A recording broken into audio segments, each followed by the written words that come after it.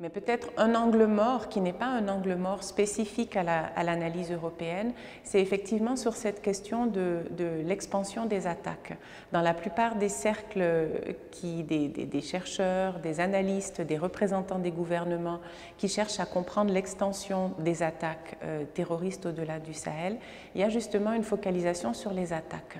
et pas sur ce que ces attaques peuvent signifier et sur le fait que finalement les pays du littoral, puisque c'est les pays dont il est question, les pays du littoral ouest africain, servent déjà depuis de nombreuses années de zones d'approvisionnement, de zones de financement, de zones de recrutement pour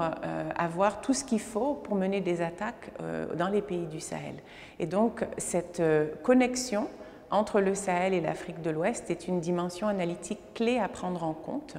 Je pourrais dire pour faire simple que les attaques sont finalement la pointe visible du iceberg, mais qu'en dessous, il y a tout un type de problématiques qui reposent sur des dynamiques communautaires, qui reposent sur des dynamiques de commerce qui sont millénaires dans le type de relations entre les communautés en Afrique de l'Ouest et qu'il est important de prendre en compte. Donc peut-être qu'une des erreurs qui a été commise, et à nouveau, ce n'est pas uniquement par les pays européens, c'est aussi par les organisations africaines et par le type de décisions qui ont été prises au niveau régional, c'est d'extraire le Sahel de l'Afrique de l'Ouest à un moment même où les groupes, eux, continuaient à utiliser les connexions et les points de passage entre ces différents pays d'une même région.